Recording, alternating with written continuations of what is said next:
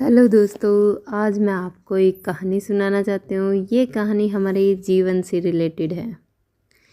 इस कहानी का नाम है सोया भाग्य। एक व्यक्ति जीवन से हर प्रकार से निराश था। लोग उसे मनहूस के नाम से बुलाते थे।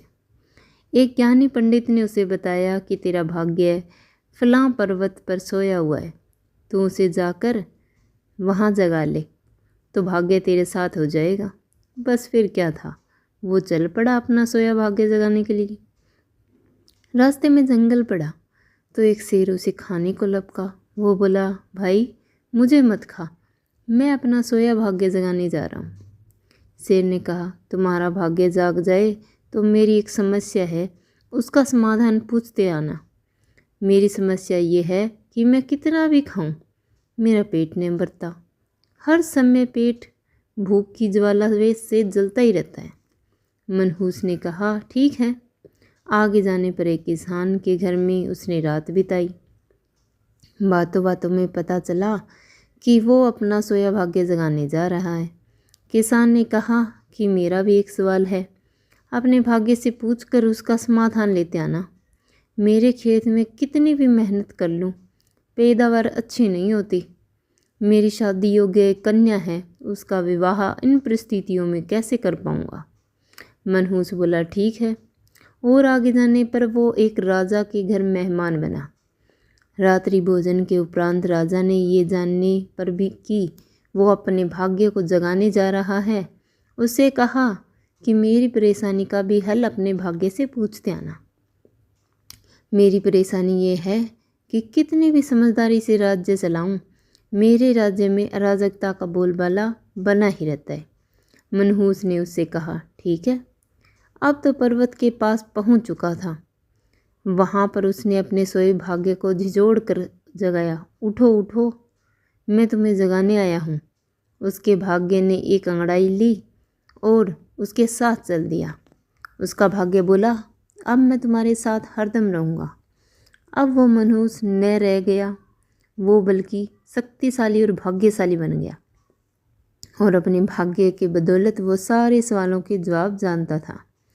वापसी यात्रा में उसी राजा का मेहमान बना और राजा की परेशानी का हल बताते हुए बोला, चूँकि तुम एक स्त्री हो और पुरुष वेश में रहकर राजकाज संभालती हो, इसलिए राज्य में अराजकता का बोलबाला है। तुम किसी योग्य पुरुष के साथ विवाह कर लो, दोनों मिलकर राज्यभार संभालो तो तुम्हारे राज्य में शांति स्थापित हो जाएगी।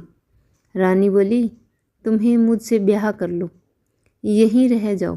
भाग्यशाली बन चुका वो मनहूस इनकार करते हुए बोला, नहीं नहीं, मेरा तो भाग्य जाग चुका है, तुम किसी और से विवाह कर लो।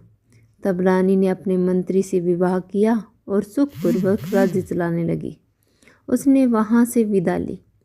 चलते चलते वो किसान के घर पहुँचा और उसके सवाल के जवाब में बताते हुए, तुम्हारे खेत में 7 कलश हीरे जवाहरात गड़े हैं, उस खजाने को निकाल लेने पर तुम्हारी ज़मीन उपजाऊ हो जाएगी और उस धन से तुम अपनी बेटी का विवाह धूमधाम से कर सकोगे। किसान ने अनुग्रहित होते हुए उससे कहा कि मैं तुम्हारा शुक्रगुजार हूँ, तुम ही मेरी बेटी के साथ विवाह कर लो। पर भाग्यशाली बन चुका वह व्यक्ति बोला, नहीं नहीं, मेरा तो भाग्य उदय हो चुका है, तुम कहीं और अपनी सुंदर कन्या का विवाह करो। किसान ने उचित वर देखकर अपनी कन्या का विवाह कर दिया और वो दोनों भी सुखपूर्वक रहने लगे। कुछ दिन किसान की मेहनत नवाजी भोगने के बाद वो जंगल में पहुंचा और शेर से उसकी समस्या का समाधान स्वरूप कहा कि यदि तुम किसी बड़े मूर्ख को खा लोगे तो तुम्हारी ये शुदा शांत हो जाएगी। शेर ने उसको बड़ी आवभगत की और यात्रा का पूरा हाल जाना। सारी बात पता चलने के बाद शेर ने कहा, भाग्य उदय होने के बाद इतने अच्छे और बड़े 2 मौके गंवाने वाले ए इंसान, तुमसे बड़ा और मूर्ख कौन होगा। तुझे खाकर ही मेरी भूख शांत होगी। इस तरह वो इस इंसान को शेर ने शिकार बनकर मृत्यु को प्राप्त हो गया। शिक्षा क्या है? शिक्षा ये है, सच है, यदि आपके पास सही मौका परखने का विवेक और अवसर को पकड़ लेने का ज्ञान नहीं है तो भाग्य भी आपके साथ आकर आपका कुछ भला नहीं कर सकता। सदैव प्रसन्न रहिए। जो प्राप्त है वो पर्याप्त है। जिसका मन मस्त है उसके पास समस्त है। Thank you.